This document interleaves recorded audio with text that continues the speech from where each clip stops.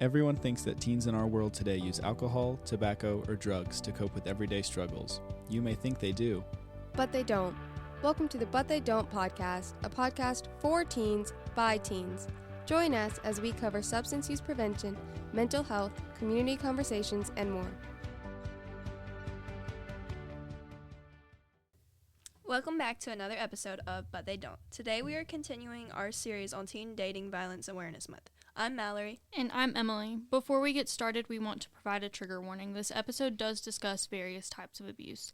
Please exercise caution when listening and reach out to someone if you need to talk about the contents of the episode. Today's topic is learning more about types of abuse and warning signs of abuse. All of today's information come from loveisrespect.org.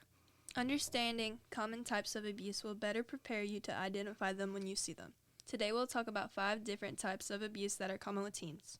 Number 1, physical abuse. Physical abuse is any intentional unwanted contact with you or something close to you, or any behavior that causes or has the intention of causing you injury, disability, or death. Abusive behavior may not always be physical pain or leave a bruise, but it's still unhealthy and should always be taken seriously. Some examples of physical abuse include throwing items at you, pulling your hair, pushing or pulling you, preventing you from leaving, or forcing you to go somewhere. Number 2, emotional and verbal abuse. This includes non-physical behavior such as threats, insults, constant monitoring or checking in, excessive texting, humiliation, intimidation, isolation, or stalking.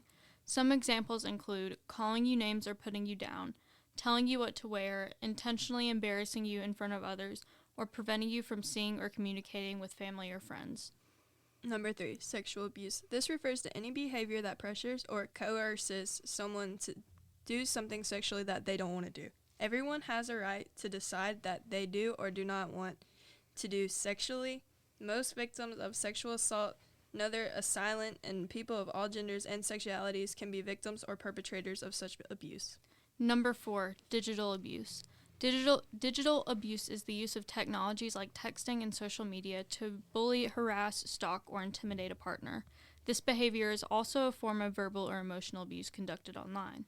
All communication in a healthy relationship is respectful, whether it's done in person, online, or over the phone.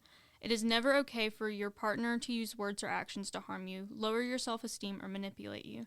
Some examples of digital abuse include telling you who you can and can't follow or be friends with on social media, sending you negative, insulting, or threatening messages or emails, using social media to track your activities, stealing or pressuring you to share your account passwords, looking through your phone or checking on your pictures, texts, and phone records, using any kind of technology to monitor your activities. The final form of abuse that we are going to discuss today is stalking. Stalking occurs when someone watches, follows, or harasses you repeatedly, making you feel afraid or unsafe.